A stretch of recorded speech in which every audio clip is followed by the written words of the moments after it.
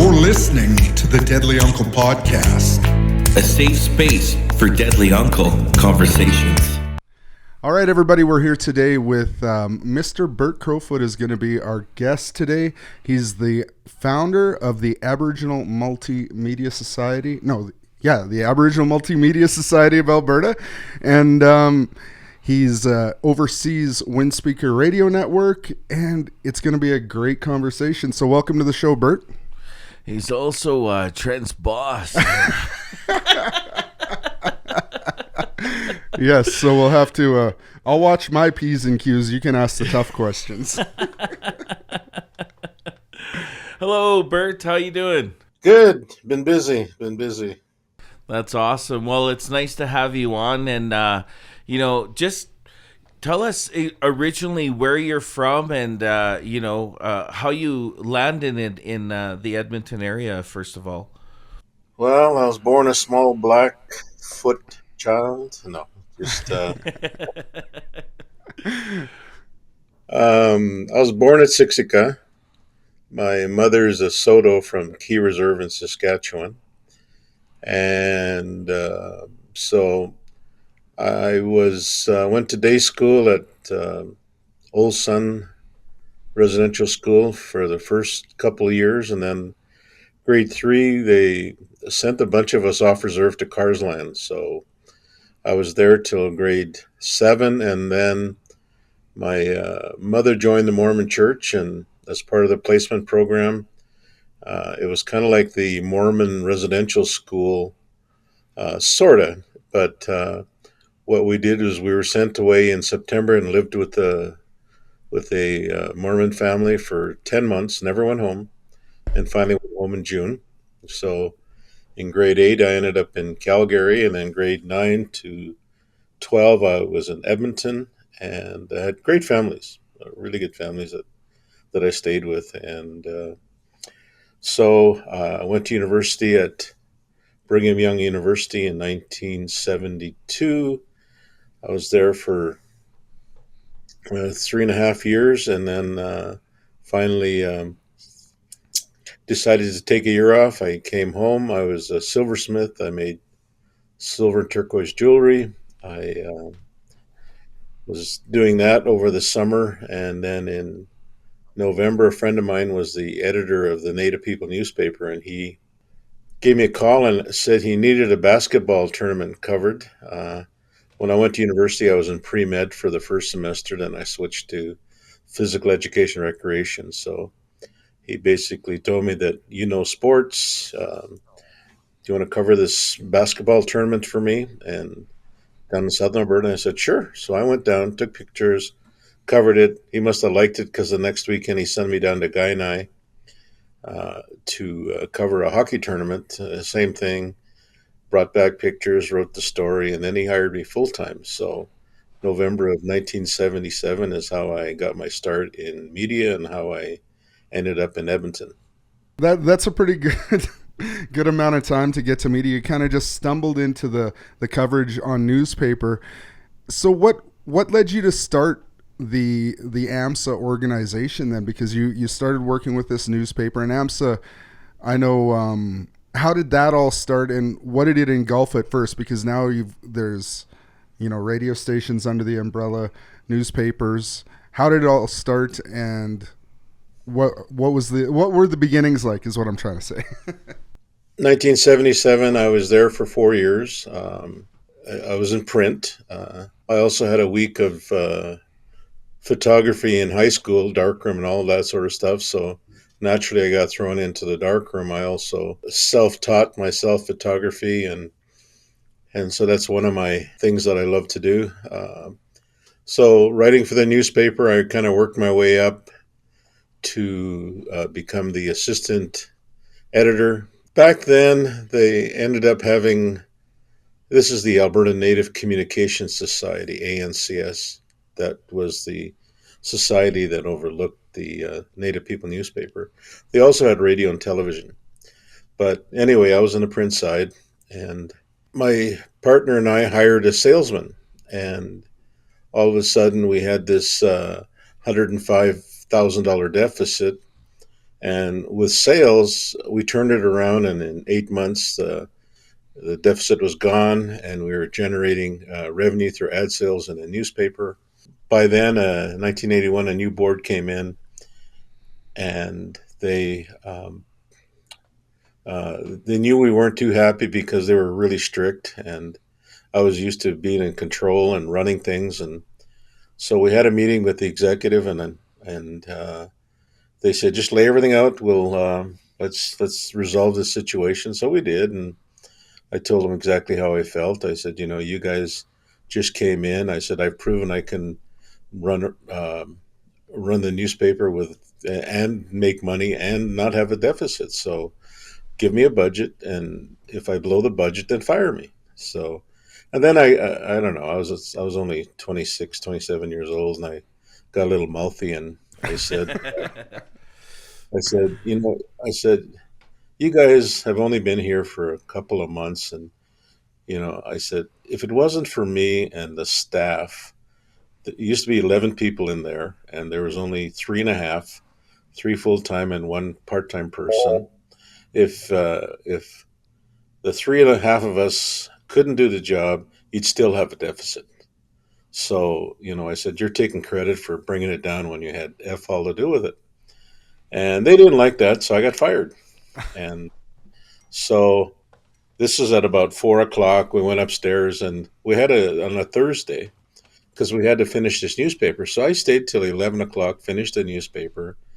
The next morning I went in, I put the newspaper on the executive director's desk, and I said, here, it's finished. Go through it. We didn't put anything in there to slander you guys. So, and then I went upstairs to clean up my desk. And, a few minutes later, they came up and said, you got 5 minutes to get out of here. And I said, look, I was here to midnight or 11 o'clock. So I'm staying till I'm done. So take a hike. So I left, went for lunch with, the guy who hired me. He got fired too. So went for lunch, and the salesman came with us. And the salesman said, look, whatever you guys are up to, I'm in. I like you guys. So we started thinking, okay, what can we do? So we like doing newspapers. So we started another newspaper in my basement called the Nation's Ensign. And so it became, it was a monthly. We were the first native newspaper in Canada to go color. The Edmonton Sun was just out, and they had they were using color, and so we adopted a lot of the things that the Edmonton Sun was doing. We even had a sort of a sunshine girl kind of a thing, but we called it Walk-in Beauty, and it was our beautiful women in their traditional outfits, buckskin, and so that was our sunshine girl, or it was called Walk-in Beauty. So, and we took our first copy to the annual meeting of the place that fired us and handed them all out and everything else. And there was the old thing, oh, it'll never last. You'll never put out another one, whatever. But, 6 months later, we were still hanging in there. Anyway, as time went, my partner and I, the guy that hired me, we started having differences. And so I left, and I put out 1981. I put out a powwow magazine called 1981 Powwow Trail, and so I was almost done with that. And then he came back to me and said that he needed my expertise, and so I went back, and we got government funding from the provincial government. They gave us 125,000, and a few months later, we still had differences, my partner and I. So I left, and the old place that fired me, ANCS, they hired me back in 1982, and so I went back. I was there for a month, and then they lost their funding due to mismanagement. So there I was. I had all the staff. We were sitting there, and I went to visit the ANCS's lawyer, and he was a really good guy, Rudy Gellert. We were good, I became good friends with him, and we sat in his office at 8 o'clock at night and started doing different, like just talking about different things. And we incorporated this society called the Aboriginal Multimedia Society. Uh, the staff was kind of in a funny situation because they weren't laid off. The place went into receivership, so they weren't unemployed, and they couldn't collect EI. And so what uh, what we did was we um, I was a hunter, so I basically fed some of these guys over the winter, Mhm. and I submitted a proposal to the federal and provincial government, and both funding agencies really liked what I was doing. That's why they gave us the money, the 125,000 a year before, and so they accepted my proposal. And the only condition was that I picked the board of directors, and they said, "Look, we would prefer that we give you some names for the board, and then you'll get approval for funding." And I said, "Sure, why not?" And as it turns out, the people they suggested were awesome. They were really a good board of directors. So in March of 1983, they said, "Go ahead." And so all the staff that had been sitting around waiting, we went into the boardroom of the Secretary of State of Heritage Canada now, and we put together our first newspaper in 3 days. And we went out to the uh, web printer in Fort Saskatchewan. They ran our first copies. The first newspaper was called AMSA. And so we did print for the first couple of years. And then there was this new program called the Northern Native Broadcast Access Program in 1985. And we received approval for that. And we were given the option of going into radio or television or both. And my philosophy has always been, you don't do two things poorly. I'd rather do one good and then work on the other once the other one's established. So we chose radio. And so when we first started in radio, we were given an hour on CBC TV. We didn't have a distribution system. So we were called the radio station on TV. There was the CBC logo, and then we did an hour every morning from Monday to Friday from 8 o'clock to 9 o'clock. A new program came out, and which allowed for us to establish uh, small uh, repeaters in isolated communities, 10-watt repeaters. So that first year, we received a grant to put in 10 small um, 10-watt transmitters along the northeast part of Alberta where the CBC didn't go. And the next year, we put in 12, and the year after that, another 12. And after that, we put in some more for a total of 48. So here we had this network of small 10-watt community radio stations throughout northern Alberta, high level. There's this line called the Hamlin Line that came down Highway 16, went north of Edmonton about 60 miles or 100K, and it just kind of looped over. And then as it hit Highway 16, west of Edmonton or east of Edmonton, it came down and went down the Yellowhead Highway to the Saskatchewan border. So this funding was only for north of the border.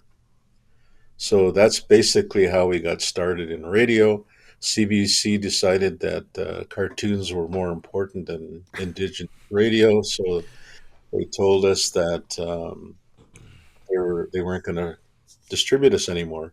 But by this time, we already had this network of 48 small transmitters. And because we had to be north of the Hamlin Line, our first studios were in Lac-La-Biche, the old RCMP headquarters. As a matter of fact, all the cells were our first studios. So, you know, I remember some of our hosts saying, "Geez, I remember being in here, but I wasn't on air. I was."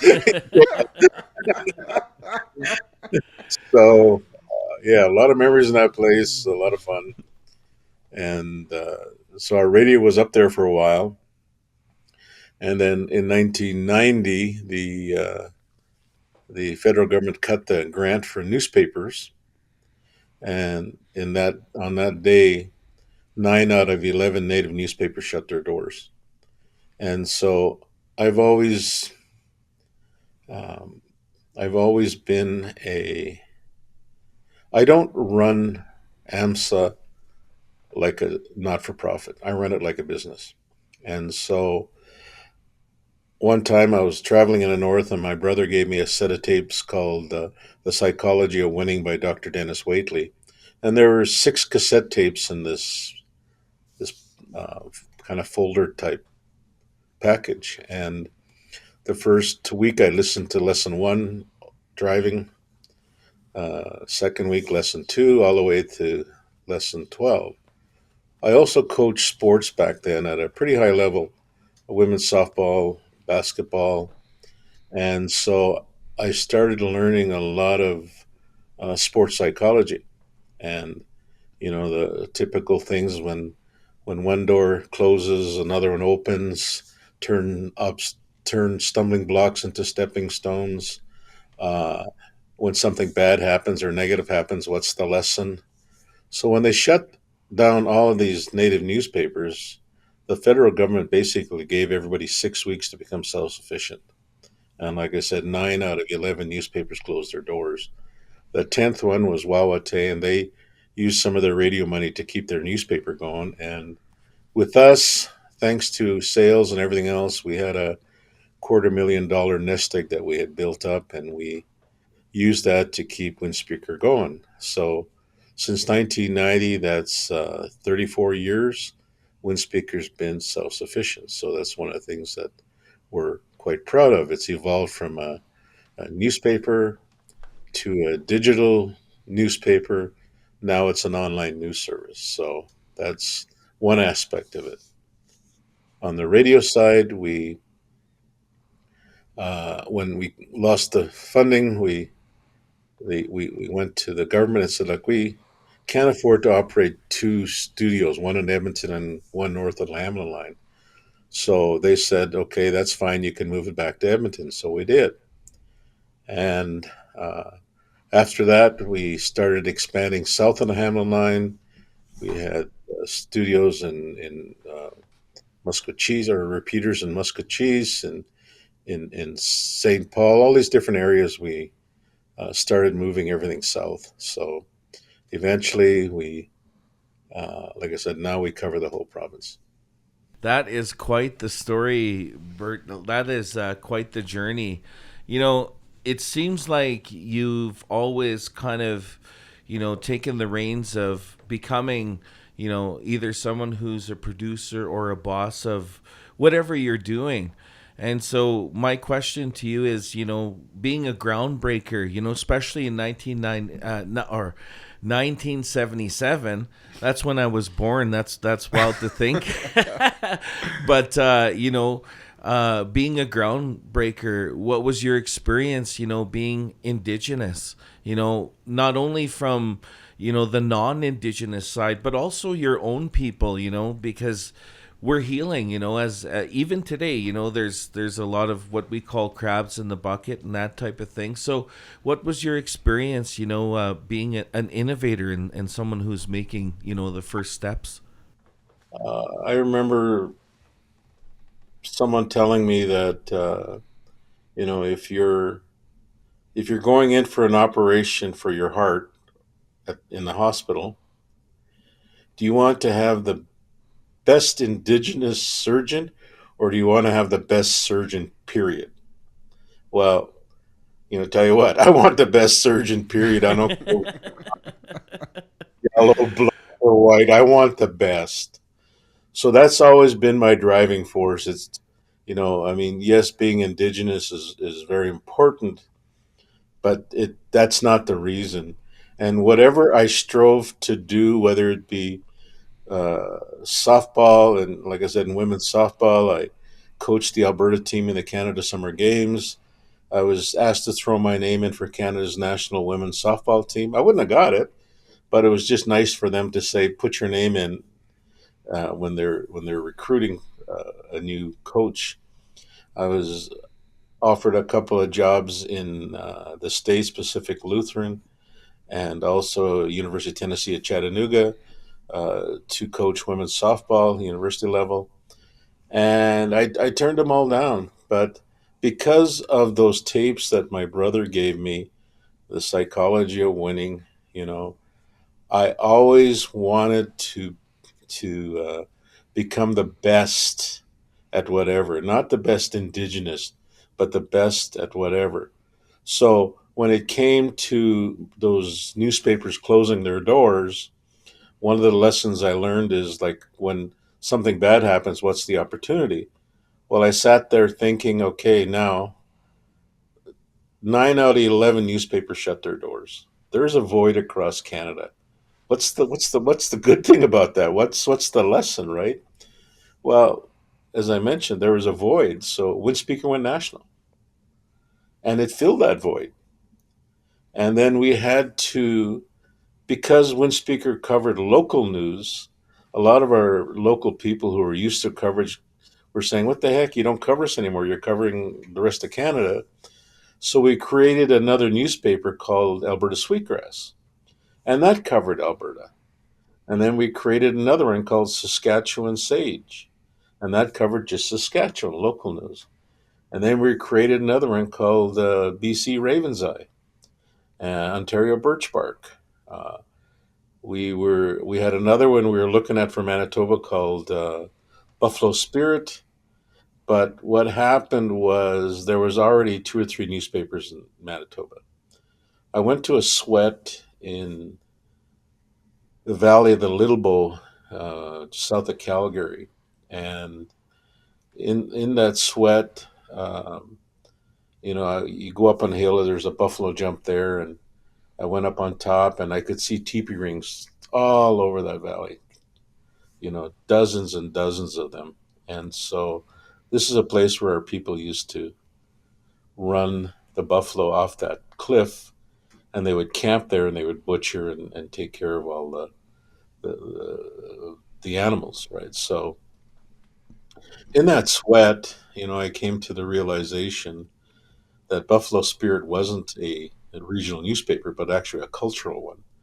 So we started a segment of our newspaper. Our newspaper started off as AMSA for the first 3 years, and then finally became Windspeaker. So this Buffalo Spirit became a cultural section of Windspeaker. So those that's how we kind of, when opportunities come up, you take advantage and we fill that void locally, and so that's, like I said, one thing that we've always evolved. You look for opportunities. Another thing I always believed in is surround with yourself with positive or good people and get out of their way. Teach them what you want them to. Teach them where you want to go and what you want them to do, and then let them do their thing. Don't micromanage. That's a great point. We talk about creating space here.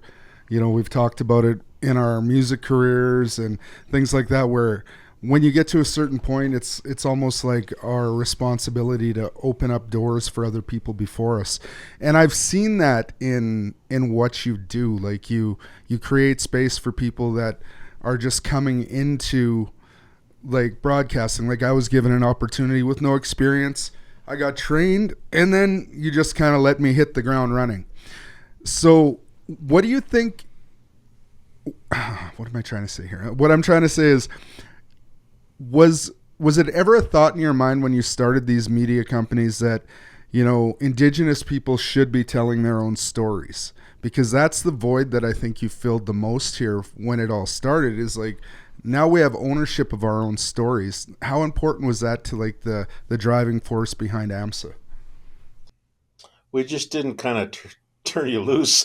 Yeah, I know. I we, was trained, we but did try to give you some direction. But yeah. early on, when we first started, we had non-Indigenous people because, I hired one guy on a 1-year contract, and he came in and he was a brilliant at running newspapers, and I learned a lot from him. And after a year, we didn't need him anymore. And so uh, I didn't renew his contract. And he went to human rights and said I didn't hire him because he was white.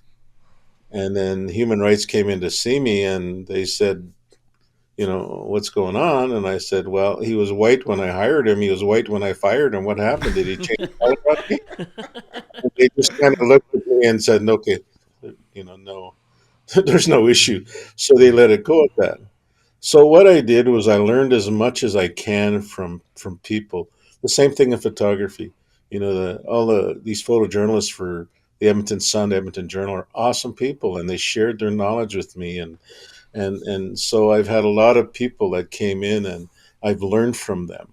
But and when we first started AMSA in the radio side, we had Jeff Bear, who was our first director.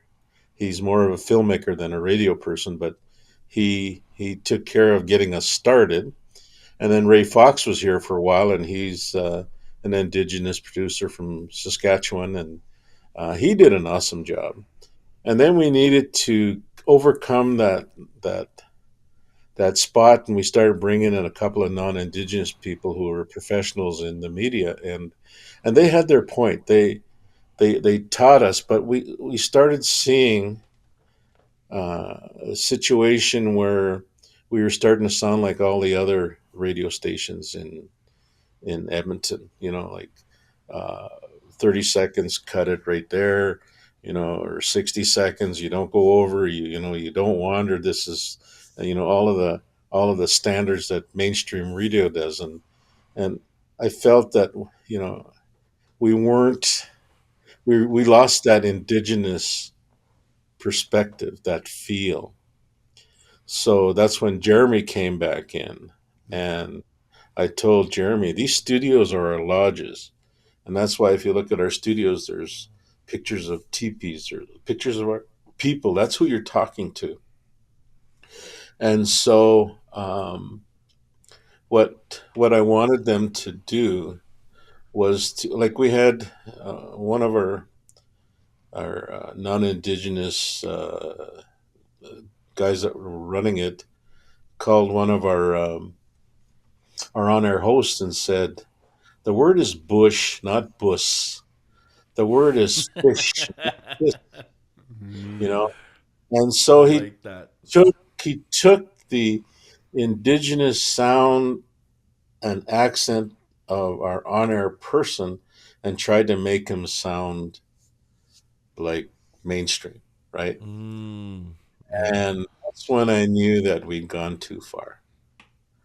And so, you know, this one elder had said these studios are our lodges, and our on-air people are storytellers.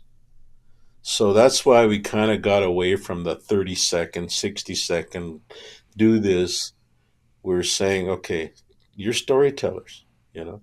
You're that camp crier who walks around in the morning years and years ago uh, at 4 o'clock in the morning, just as the sun was coming up, calling out what was happening during the day, you know. So we're those camp criers. So all our on-air people need to be able to tell stories, to be able to pass on the news, and that sort of thing. And so that's what we wanted to achieve, and we have.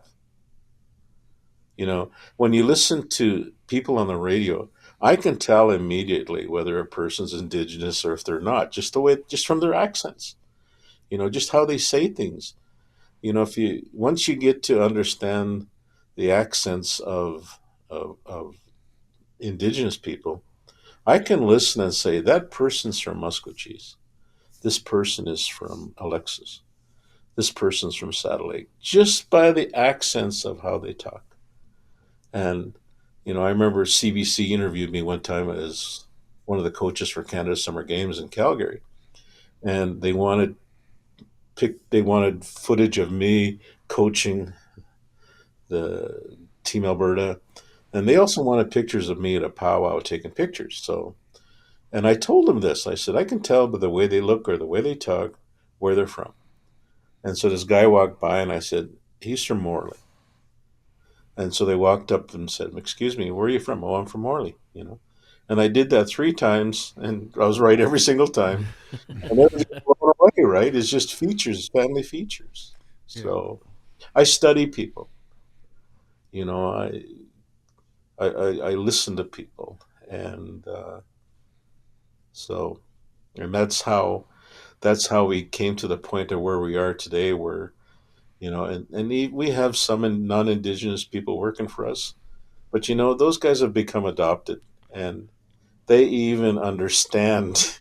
When they're talking, they they're actually they're very much or more indigenous than some of the indigenous people I know, which is kind of cool. It's the stories that, as Trent said, I think are hugely important to catch, and I'm getting into film myself, so I'm just at the beginning stages of everything. Just capturing stories is something that I want to do. Growing up, yourself, we hear a lot about toxic masculinity, because this is a men's podcast, and it's we're talking about men's mental health, and things that are usually not spoken about, and one of those things is toxic masculinity or asking for help. And so I just was wondering, was there any programs like available that you've seen for men, not only just indigenous men, but just men growing up in your time? I've never differentiated between men and women. To me, it's always been people. Um, when you'll find that a lot of women are treated different when they enter the workforce in indigenous organizations. A lot of them don't make as much money as the men do. There's a lot of biases, a lot of thing that goes on that we shouldn't be proud of. But one of the things that I'm proud of is that all our employees, male and female, we hire the best person for the job. I don't care if they're male or female. We pay everybody the same. Poorly, right, Trent? No complaints. No complaints. But we pay everybody the same. There's no differences because you're a man, you're going to get more money. It's all based on the job. And so I try, I'm almost 70, and I am 70. And I've reached that point in my life where you have to focus on the important things. And to me, you're at that point in your life where those subjects are important, but to me, they're not. The male toxicity, I try to focus on being positive, on putting all of my energy into something that's going to do good. Uh, you can, how do I say this? If you're looking at your issue, you know, you can look at how do I heal myself or how do I make myself better. You have a choice. And I've always looked at how can I make myself better? Unless how do you heal yourself is affecting that. Then you have to deal with it. Um, a lot of, we've talked about this before, a lot of the people in your age group are the keyboard warriors. They haven't lived life, but they'll sit there and they'll just go on and on and on. And I'm thinking, just go do it. Mm-hmm. Yeah, Stop Stop the it, we were just conversation. talking about this. Yeah. you know, do something. Yeah. And like one of my goals when in 19 and like I said, part of this sports psychology uh, is goal set. In 19 I think it was 70, no, 1987, we had a goal setting workshop. And in that goal setting workshop, we brainstormed. And in that very first day, it was okay, what can we, you know, just brainstorming. There's no, oh, that's not, you'll never do that sort of thing. You just throw everything out there, you know?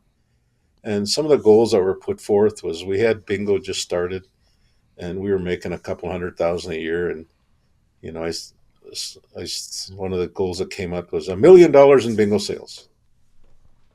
And people kind of rolled their eyes and said, yeah, right, that'll never happen. And then another one was a 100,000 transmitter. All of ours were 10, right? And we wanted a 100,000 watt transmitter. Well, and everybody kind of said the same thing. Yeah, okay, well. And then after that, when you got all your goals written down, you have to break them up. Okay, this is, okay, never happened. Pie in the sky. Okay, possibly happen maybe 10 years, 5 years, 3 years, 2 years, 1 year, 6 months now. So you break them into those categories, right? So, but some of those goals, you don't dismiss them because, oh, that'll never happen. You know, 100,000 watt transmitter. Well, on February the 29th, we're firing up our 10th one. And I'm getting a t-shirt that's going to say 1 million watts of indigenous power. Think, Nice. think about that. 1 million watts in Alberta. You know, That's amazing. and so, you know, when we talk about one 100,000 watt transmitter, you know, there's 10. You know, $1 million in bingo sales. Yeah, right. During COVID, we did $6.7 million in bingo sales. And Wow. that's what pays for those 100,000 watt transmitters is revenue from bingo, right? So we had one radio station, CFWE, the Native Perspective. 7 years ago, we applied for the old Aboriginal Voices radio had a network across Canada, and they failed, shut their doors, and 5 of those licenses came up, and we applied for the Alberta ones, and so we went to hearings in Ottawa, CRTC, and there was about 6 different groups applying for everything. APTN had applied for all 5. We applied for the Edmonton, Calgary, and CFNR in Northern BC applied for Vancouver. So, as it turns out, we were successful in getting the Calgary one and Edmonton one. So, we launched CJWE in Calgary, and that's where you guys are at right now, or that's Yep. where Trent works. And we had a network, a small 10,000 watt transmitter in the Porcupine Hills that covered Picani and Kainai. But it didn't cover much range outside of those things. But you know, last month we fired up the transmitter in Lethbridge. You know, a 700-foot tower, and that thing covers all of southern Alberta. And I'm hoping it covers all of the Blackfeet in the Mm. Browning, right? On the 29th, we're firing up the Medicine Hat one, and that's all part of that CJWE network. The Edmonton station uh, is the Raven, and that's everything but country. So we've got country in CJ and CF, and with the Raven, it's everything else. Then we came up with 2 online radio stations called Cousin Radio and Red and Beats. Red Beats. Red I'm Beats. wearing the shirt right now. And we're the second radio station in Alberta to put in an HD transmitter in Calgary. And with that HD transmitter, there's sub channels on it. And if you go to your car radio and you go to 88.1 and you go to the tuner and click it one notch, it all of a sudden you'll hear East Indian music and it'll say HD2, 88.1 HD2. If you click it one more turn, you'll get 89.3 The Raven out of Edmonton. So the Wow. Raven is the Raven is actually broadcast in Calgary right now. 88.1, 2 clicks over to HD3, and you'll get the Raven station. So if you start looking at opportunities, we have 10 100,000 watt transmitters all around Alberta. So that's our next phase, is to change or convert all of these to HD. So in Edmonton, we have 200,000 watt transmitters, the Raven and CFWE. There's going to be 4 sub-channels in there, and so Red Beats and Cousin Radio will be HD2 and HD3 in Edmonton, and it'll be the same way all around Alberta. So with HD, you can pick up Red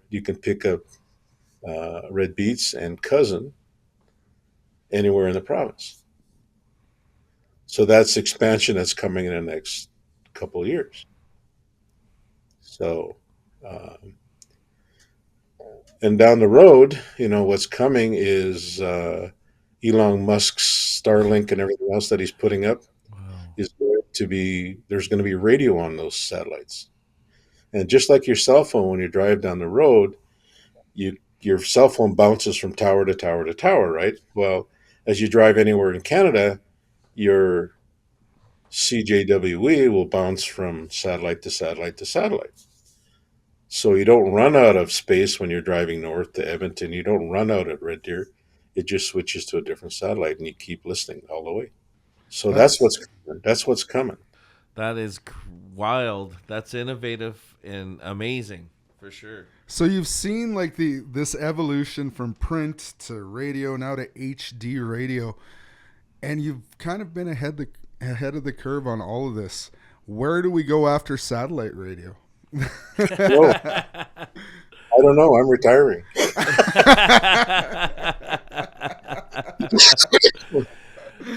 Oh wow. Wow.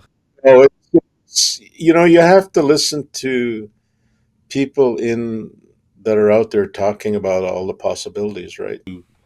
Okay, with newspaper, okay, mail costs are going through the roof, print costs are going through the roof. And advertising revenue was declining. So you have to look at what point do we switch, right? So at one point we became a digital newspaper.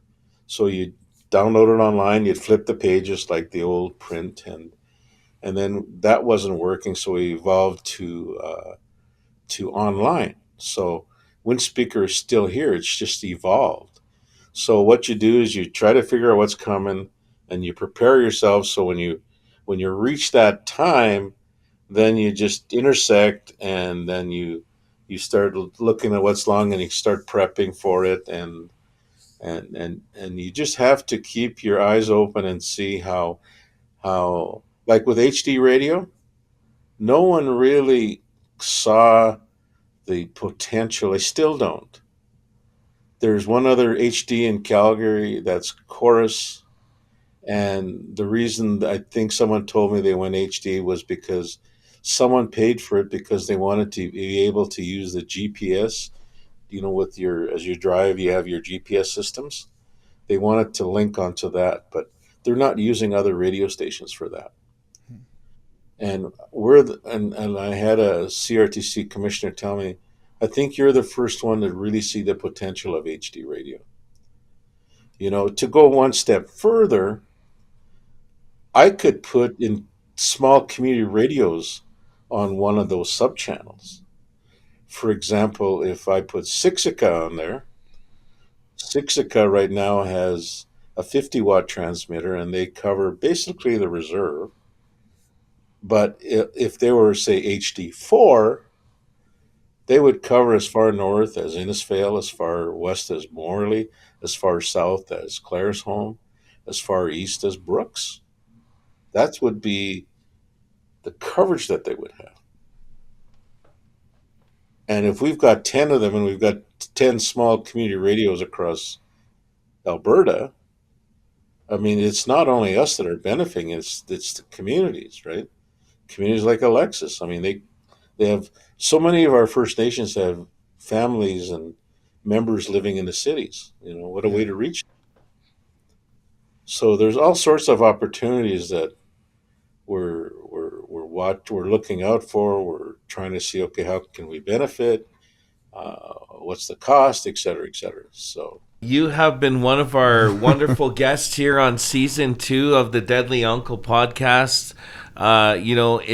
This is a celebration of different men around our communities that are doing wonderful things. Everything from a good dad to people that are making steps to making new things happen, like yourself. And it's just been such a wonderful journey here because this each season we're doing 20 different men, and they're from all different communities and different tribes, and it's just amazing to see the positivity that we have in our communities, and the men that are following in our women's healing journeys, and just it's amazing. Yeah, Bert, I just want to say thanks for you coming here today and sharing your story with us, because you truly have opened doors for Indigenous stories in Alberta. And by the sounds of it, we're only at the cusp, and we can expand even further. So thank you for all the work that you've done up until this point, and you're definitely a deadly uncle. Yes. I prefer grandpa, but Well, you can be a deadly grandpa then. Yeah, you're deadly grandpa, deadly uncle, You're listening to the Deadly Uncle podcast, a safe space for Deadly Uncle conversations. Next week on the Deadly Uncle podcast. It was how do we combat the racism in Lethbridge? Yeah. So one of the things too is that how we've been doing it is basically we need to start building those relationships and professional development. We really need to include the a lot of times we need to include a lot of the non-Aboriginal people to our events. So I'm trying to get more of the non-Aboriginal people coming to the powwows and to the different things that we do in the community, and to understand that